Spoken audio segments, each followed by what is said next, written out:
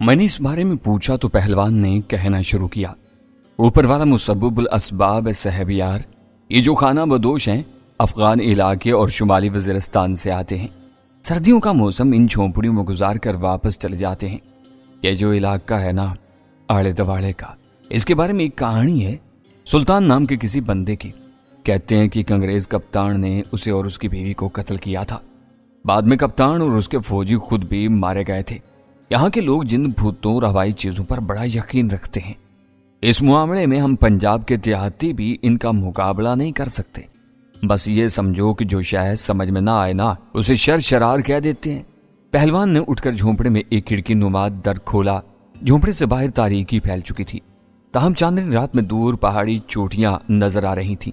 पहलवान चोटियों की तरफ इशारा करते हुए बोला, लोगों का ख्याल है कि वो पहाड़ियां और आड़े दवाड़े का सारा इलाका सुल्तान की रूह के कब्जे में है। यहाँ जो ठहरता है ना, उसे सुल्तान और उसकी बीवी की रूह तंग करती है। मगर मसला यह है कि इस इलाके में घास और हरियाली सबसे ज्यादा है। मजबूरन पाउंतों को यहाँ डेरे लगाने पड़ते हैं, लेकिन जब तक वो यहाँ रहते हैं सुल्तान वाली कहानी का असर इनके दिमागों पर रहता है। किसी बस्ती या गांव से भागा हुआ कोई शादीशुदा जोड़ा तन्हा औरत इन डेरों पर आ जाए तो उसे न सिर्फ फौरन पनाह मिल जाती है, बल्कि उसकी हिफाजत भी की जाती है। मुझे इस बात का पता नहीं था। हम तो भूख और प्यास के मारे इत्तेफाक से इस तरफ आ निकले थे। अब देख लो, तुम्हारे सामने बैठे हैं। मलिक बशर गुल ने हमें ना सिर्फ ये झोंपड़ा दिया है, बल्कि इसमें 2 महीने का राशन भी डाल दिया है। इसके अलावा मलिक का इरादा है कि वो मुझे अपने पांव पर खड़ा होने में मदद देगा। कबीले वाले अफगान इलाके से खुश्क मेवा, तंबाकू, प्याज और घी वगैरह लाते हैं और ये सामान कोहाट, टल वगैरह में ले जाकर फरोख्त करते हैं। मलिक का कहना है कि वो इस तिजारत के लिए मुझे कुछ रकम कर्जे के तौर पर दे सकता है। साहब यार बहुत अच्छे लोग हैं। लगता ही नहीं कि हम किसी गैर इलाके और गैर कौम के लोगों में हैं। बिल्कुल बहन भाइयों जैसा सलूक है। मैं इससे पहले जागीरदार के काम से लंडी कोतल जाता रहा हूं, बल्कि एक दफा पूरे 6 माह वहां रहा था। मुझे पश्तो की सूझबूझ है। जो थोड़ी बहुत कसर है वो यहाँ रहकर पूरी हो जाएगी। इंशाल्लाह चंद माह तक पूरा पख्तून बन जाऊंगा मैं। पहलवान ने मुझे अपने बारे में काफी कुछ बता दिया था, लेकिन न जाने क्यों मैं उस पर पूरी तरह एतमाद नहीं कर पा रहा था। एक फासला सा बदस्तूर मेरे और उसके दरमियान मौजूद था। ऐन मुमकिन था कि वह हकीकत को तोड़ मरोड़ कर पेश कर रहा हो। नज्जो की खातिर झोंक जामन छोड़ने वाली बात भी मेरे दिल को नहीं लग रही थी। वो सामली सलोनी नज्जो को अपनी मंग बता रहा था और ये भी कह रहा था कि ताए की मौत के बाद दोनों घरानों के ताल्लुकात पहले वाले नहीं रहे थे। फिर एकदम वो नज्जो के लिए इतनी बड़ी कुर्बानी देने पर भी तैयार हो गया था। मेरी निगाह में पहलवान का किरदार कुछ डामाडोल सा हो गया था। लिहाजा पहलवान को अपने बारे में बताते हुए मैंने मोहतात रवैया इख्तियार किया। अपनी गुफ्तगू में ईसा जान और शंकर का कोई जिक्र नहीं किया। इसकी बजाय ये बताया कि मैं अपने चंद दरीना साथियों के साथ शिकार पर निकला हुआ हूँ। इरादा था कि अगर कोई अच्छा सबब बन गया तो गैर इलाके ही में रह जाऊंगा। बहन के सिवा दुनिया में और मेरा कौन है। मौका देकर उसे भी यहाँ बुला लूंगा और अल्लाह अल्लाह खैर सल्ला। पहलवान ने मेरी रुदात ध्यान से सुनी, कहीं कहीं सवालात भी किए। मैं अपनी तरफ से उसकी मुकम्मल तसल्ली कराता रहा। आखिर में वो बोला, लंगर खान कहता है कि तुम ऊपर झाड़ियों में छुपे हुए थे और लगता था कि किसी को ताड़ रहे हो। लंगर खान से पहलवान की मुराद वही शख्स था जिसने मुझ पर कुत्ता छोड़ा था। मैंने मुस्कुराते हुए कहा, मैं दरअसल किसी का पीछा करते हुए यहाँ तक पहुंचा था। मुझे मालूम ही नहीं हुआ कि झाड़ियों में कोई मौजूद है। किसका पीछा कर रहे थे? पहलवान ने पूछा। तुम्हारा, मैंने इत्मीनान से जवाब दिया। वह हैरान होकर मेरा चेहरा तकने लगा। मैंने उसे बताया कि कैसे मैंने बुलंदी से उसे पस्ती की तरफ आते देखा और कैसे 4 मील तक खामोशी से उसका ताक़ुब किया। अब सारी बात पहलवान की समझ में आ रही थी। उसने बताया कि वो एक जरूरी काम से बागड़ खेल नामी बस्ती तक गया था। वापसी में एक ढलवान भर घोड़े को ठोकर लगी और वो लंगड़ाने लगा। मजबूरन उसे खींचकर वापस लाना पड़ा। हमारी इस तवील गुफ्तगू के दौरान झोंपड़े के अकबी हिस्से में खाना तैयार होता रहा था। खुशबू ने कई पैंतरे बदले थे और अब पलाव और कौरमे की खुशबू फाइनल हो चुकी थी। जरा देर बाद जो कुछ पर्दे के पीछे था वो सामने आ गया। नजो गोल ट्रे में खाना सजाए अंदर दाखिल हुई। घुटने दरी पर टिकाकर उसने आहिस्ता से खाना सामने रख दिया। मेरी निगाह बेइख्तियार उसके गिरेबान की तरफ उठी, लेकिन गिरेबान तक पहुंचने से पहले ही झुक गई। मालूम नहीं इस झोंपड़े में पहलवान और नज्जो में क्या रिश्ता था, मगर वक्त का तकाजा यही था कि अब निगाह को काबू में रखा जाए। नज्जो के सहमाबी जिस्म से तवज्जो हटाने के लिए मैं पुलाव की चमक दमक और कौरमे के रंग और रूप में खो गया। ساتھ میں کوئی حلوہ قسم کی ڈش بھی تھی۔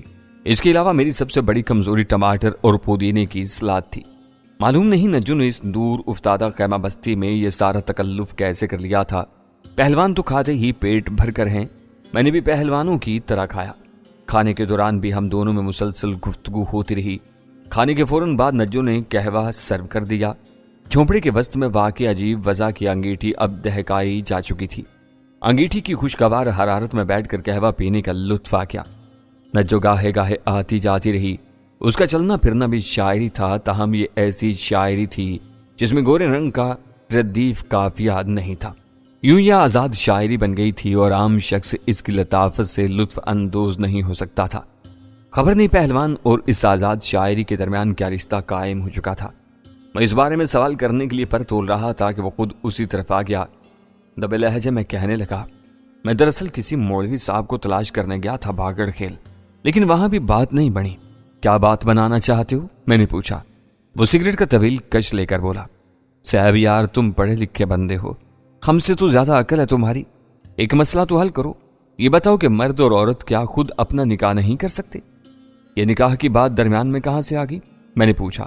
وہ بولا، یہی تو ساری بات ہے صاحب یار، دراصل ہم دونوں رستے میں تو کہیں نکاح کر ہی نہیں سکے۔ افراتفری میں یہاں پہنچے اور یہاں ہمیں بتانا پڑا کہ میاں بیوی ہیں، لہٰذا یہاں آ کر بھی نکاح نہیں ہو سکتا تھا۔ اب نجو ہر وقت زور دیتی ہے کہ ہمارا نکاح ہونا چاہیے، ورنہ یہ سب کچھ گناہ ہے۔ اب بتاؤ اس جنگل میں نکاح خواہ کہاں سے ڈھونڈوں، اور اگر مل بھی جائے تو کیا پتا وہ نکاح پڑھا ہے یا نہیں؟ پھر ضروری نہیں کہ یہ بات راز بھی رہے۔ ہم جھوٹے پڑ گئے تو ملک بشر گل ہمیں لات مار کر بستی سے باہر کرے گا، اور یہ بھی بڑی بات نہیں کہ جرگے والے کوئی پھڈا ہی ڈال دیں۔ پہلوان کی بات سے یہ ثابت ہو گیا تھا کہ وہ اور نجو یہاں میاں بیوی کی طرح رہ رہے ہیں۔ اب مزید وضاحت کی ضرورت نہیں تھی۔ جہاں تک نکاح کا مسئلہ تھا تو میں اس بارے میں بھلا کیا مدد کر سکتا تھا؟ میری معلومات بس اتنی ہی تھی کہ نکاح دو عاقل و بالغ اور مسلمان گواہوں کے بغیر منعقد نہیں ہوتا، یعنی نکاح خواہ کو بھی شامل کر لیا جائے تو کل 3 مردوں کی ضرورت ہوتی ہے۔ اگر 2 عورتیں موجود ہوں تو پھر 2 مرد کافی سمجھے جاتے ہیں۔ اس سے زیادہ کی رعایت کم از کم میرے علم میں نہیں تھی۔ میں نے پہلوان کو سمجھایا کہ یہ کام اتنا آسان نہیں جتنا وہ خیال کر رہا ہے، فی الحال وہ دونوں اس مسئلے کو نہ چھیڑیں تو بہتر ہے۔ اس دوران جھونپڑے سے باہر کسی شخص نے پہلوان کو پکارا۔ وہ دروازہ کھول کر باہر چلا گیا۔ چند لمحے بعد اس نے اندر آ کر کہا، صاحب یار میں ملک بشر گل کے پاس جا رہا ہوں، تھوڑی دیر میں لوٹ آؤں گا، اتنی دیر تم نجو سے باتیں شاتیں کرو۔ اس نے نجو کو مجھ سے پردہ نہیں کروایا تھا اور نہ بات چیت کے سلسلے میں کسی ہچکچاہٹ کا مظاہرہ کیا تھا۔ وہ چلا گیا تو نجو میرے پاس آ بیٹھی۔ تاہم حویلی کے بیٹھنے اور اس بیٹھنے میں بہت فرق تھا۔ اس نے چادر سے سر ڈھک رکھا تھا اور بیٹھنے کے انداز سے متانت جھلکتی تھی۔ میں نے کہا، نجو میں تم سے شرمندہ ہوں، جو کچھ تمہارے ساتھ ہوا اس کی وجہ صرف اور صرف میں تھا۔ ایک دم وہ بھی آزردہ ہو گئی، جیسے حویلی کے عقوبت خانے میں گزرے ہوئے عذاب ناک شب روز اس کی نگاہوں میں گھوم گئے ہوں۔ ایک لمحے کے لیے مجھے لگا کہ وہ رو پڑے گی، پھر اس نے خود کو سنبھالا اور دھیمی آواز میں بولی، صاحب جی میری جان بھی آپ کے کام آ جاتی نا تو میری خوش بختی تھی۔ ایسا کیوں کہہ رہی ہو نجو؟ میں اس قابل تو نہیں ہوں، کیا بڑا پن دیکھا ہے تم نے مجھ میں؟ اس نے ایک نظر مجھے دیکھا اور بات بدل کر بولی، آپ یہاں آ گئے ہیں تو اب واپس نہ جائیں، اپنی بہن بھی یہاں بلا لیں۔ میں سچ کہتی ہوں اس میں آپ کی بہتری ہے۔ میں نے کہا، لگتا ہے یہاں آ کر اور شہباز کے ساتھ رہ کر تم خوش ہو۔ اس سے پلکیں جھپکا کر کہا، خوشی تو مقدر سے ملنی ہے جی، پر اتنا ضرور ہے کہ حویلی کے بھانبڑ سے دور ہو کر سکون سا مل کے آئے۔ وہ جاگیر نہیں ہے جی، ایک دوزخ ہے، اللہ ویری دشمن کو بھی اس میں نہ پھینکے۔ لیکن ماں باپ تو یاد آتے ہوں گے نا؟ میں نے کہا، بھائی بہن گھر بار ہم عمر سہیلیاں سب کچھ اتنی جلدی بھول تو نہ گیا ہوگا۔ وہ بھر کر بولی، بہن تو ہے کوئی نہیں جی، ایک بھائی تھا وہ بھی جاگیردار کے ہاتھوں مارا گیا، ابے کو کھانسی ہو گئی تھی، ایک ماں ہے وہ بھی نہ ہونے جیسی، ازل کی بیمار ہے جی، ہر وقت افیم کھا کر پڑی رہتی ہے۔ ہاں گاؤں کی گلیاں بازار ضرور یاد آتے ہیں، ساری عمر وہیں گزری ہے نا جی۔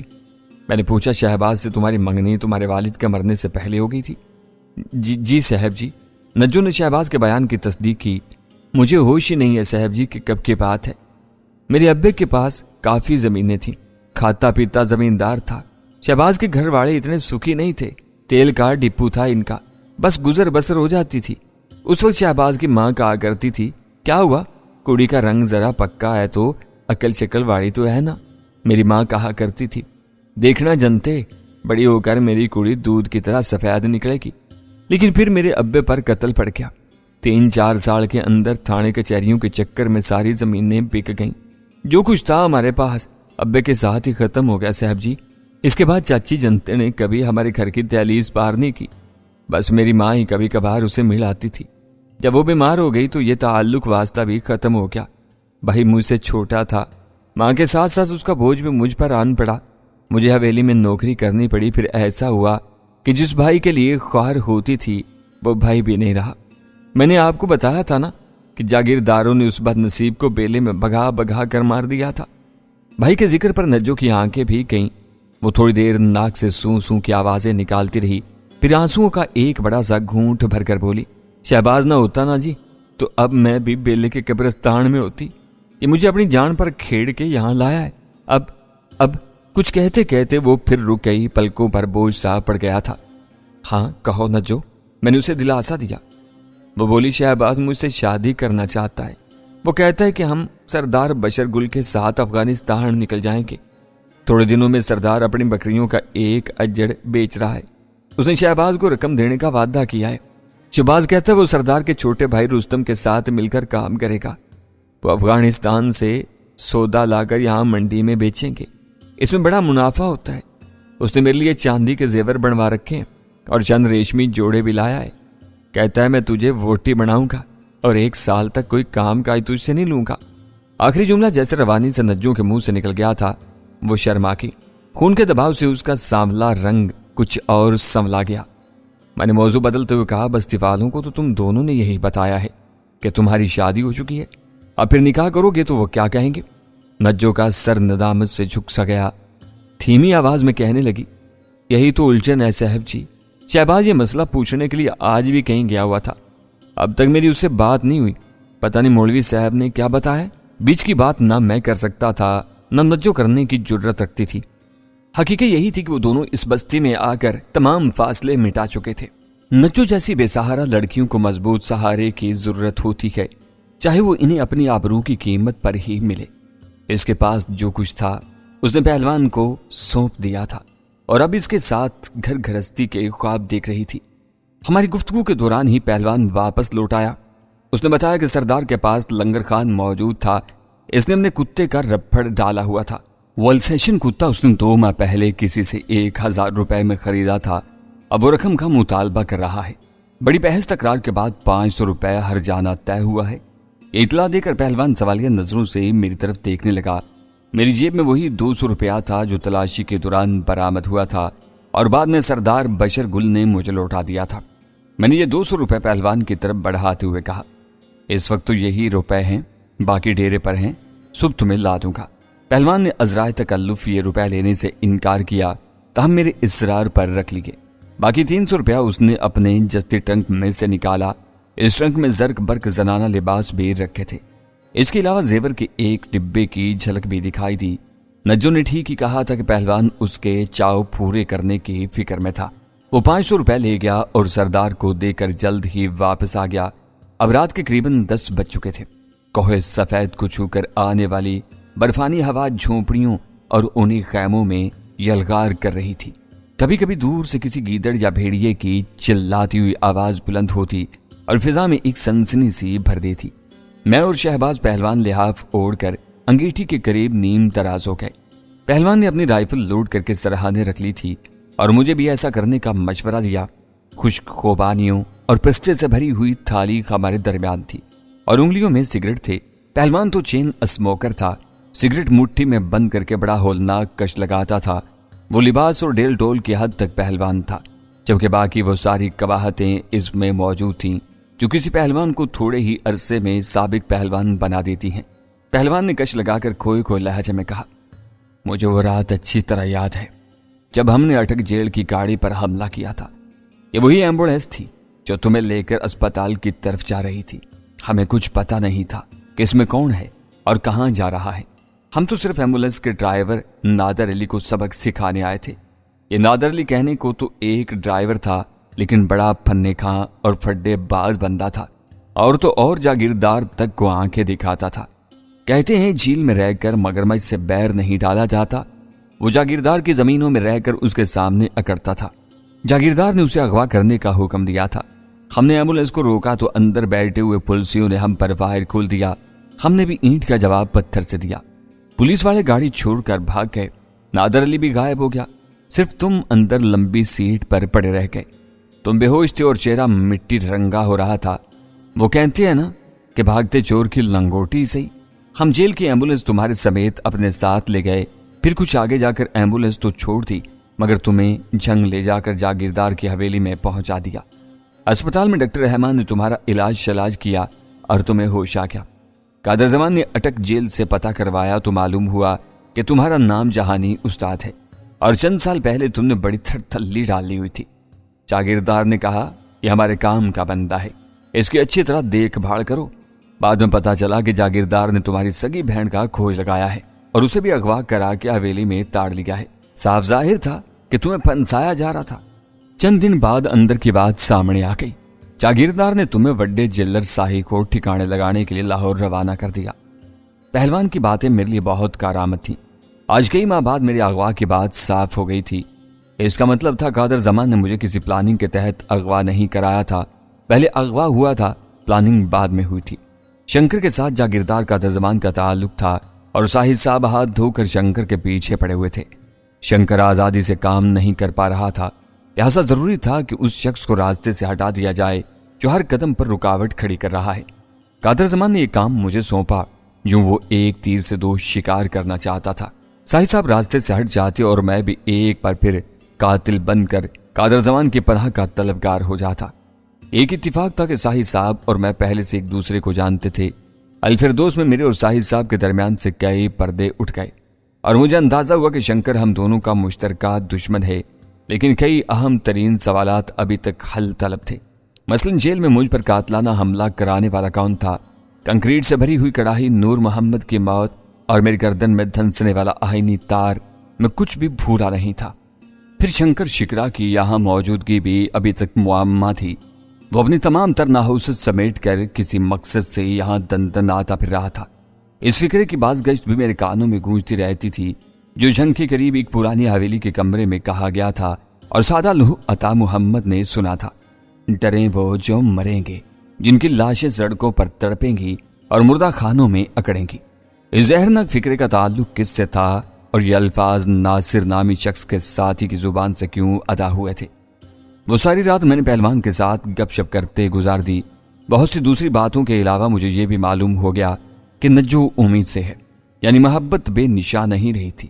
میں نے بڑے محتاط طریقے سے عیسیٰ جان کا ذکر کیا اور پہلوان سے ٹوہ لینے کی کوشش کی کہ وہ اس بارے میں کیا جانتا ہے۔ پہلوان نے اعتراف کیا کہ اس نے عیسیٰ جان کا نام سن رکھا ہے اور اسے یہ بھی معلوم ہے کہ عیسیٰ جان وارداتیں کرنے کے بعد قبائلی علاقے میں روپوش ہو جاتا ہے۔ تاہم یہ اسے معلوم نہیں تھا کہ عیسیٰ جان آج کل یہیں زوئے مشت کے علاقے میں ہے۔ میری معلومات میں اضافہ کرتے ہوئے پہلوان نے بتایا کہ عیسیٰ جان کو عورتوں کا شکاری کہا جاتا ہے، خاص طور پر شادی شدہ عورتوں کو پھسلانے اور زبردستی خراب کرنے میں اسے ید طولہ حاصل ہے۔ پہلوان کو ایئر ہوسٹسوں والے واقعے کا بھی پتا تھا اور اس کا کہنا تھا کہ ان میں سے ایک ایئر ہوسٹس بعد ازاں پشاور کے چکلے میں پائی گئی تھی۔ میری آنکھوں میں مالک محمد کی صورت گھومنے لگی اور پھر اس کے ساتھ نبیلہ کا انجانہ سراپا بھی آنکھوں کے سامنے آ گیا۔ انہی قاتل نشیب و فراز میں اس کی آبرو اور جان گئی تھی۔ اس سنگلاس ویرانے میں معلوم نہیں وہ کتنا چیخی ہوگی، کتنا روئی ہوگی۔ اپنے معصوم بچوں کو اس نے کیسے کیسے یاد کیا ہوگا اور پکارا ہوگا۔ پھر وہ اپنی تمام تر بے بسیاں سمیٹ کر ایک گہرے کھڈ میں جا گری تھی، کبھی نہ اٹھنے کے لیے۔ اس کھڈ میں گرنے والی یہ پہلی عورت نہیں تھی اور نہ ہی آخری تھی۔ معلوم نہیں کب سے جرائم پیشہ لوگ قانون کے لمبے ہاتھوں کو کاٹ کر ان پہاڑوں میں پناہ لیتے رہے ہیں۔ انگنت برسوں سے انصاف کی دوشیزہ ان نشیب و فراز میں سسکتی رہی ہے اور لاقانونیت کا دیو اس کے گرد برہنہ رقص کرتا رہا ہے۔ اس ملک میں انہی سرحدوں کے اندر چند مخصوص علاقوں میں پہنچ کر مجرم ہر فکر سے آزاد ہو جاتا ہے۔ ایسا کیوں ہے؟ یہ سوال ہر غور کرنے والے کے ذہن میں چیخ بن کر ابھرتا ہے اور تادیر سماعت میں گونجتا رہتا ہے۔ لالٹین کی خوابناک روشنی میں پہلوان اور میں مسلسل مصروف گفتگو رہے رات بھیگتی چلی گئی اور آخرکار اس جھونپڑے سے باہر صبح کاذب کے آثار نظر آنے لگے۔ مجھے رہ رہ کر ساتھیوں کا خیال آ رہا تھا۔ میں کسی کو بتائے بغیر یہاں چلا آیا تھا اور اب میری گمشدگی کو قریباً 15 گھنٹے ہو چکے تھے۔ یقینی بات تھی کہ سب لوگ میرے لیے فکر مند ہوں گے، خاص طور پر ایس پی برکت کا تو میری جدائی میں برا حال ہونا ہی یقینی تھا۔ این ممکن تھا کہ پولیس والوں کا مخصوص گانا آجا مورے بالما تیرا انتظار ہے گا رہے ہوں اور تصور میں مجھ سے مکالات کر رہے ہوں۔ میں نے سوچا کہ اندھیرا چڑھتے ہی یہاں سے نکل چلوں گا اور 7-8 بجے تک پڑاؤ میں پہنچ جاؤں گا تاکہ میری وجہ سے آج کا پروگرام درہم برہم نہ ہو سکے۔ لیکن وہ جو کسی نے کہا ہے، میں نے خدا کو اپنے ارادوں کی ناکامی سے پہچانا۔ یہاں بھی قدرت کاملہ نے اپنی موجودگی کا ثبوت دیا۔ 3:30-4 کا وقت تھا جب بستی کے کتے زور و شور سے بھونکنے لگے۔ جواب میں کچھ فاصلے سے چند اور کتوں نے بھی اچانک بھونکنا شروع کر دیا۔ میرے ساتھ ساتھ پہلوان کے کان بھی کھڑے ہو گئے۔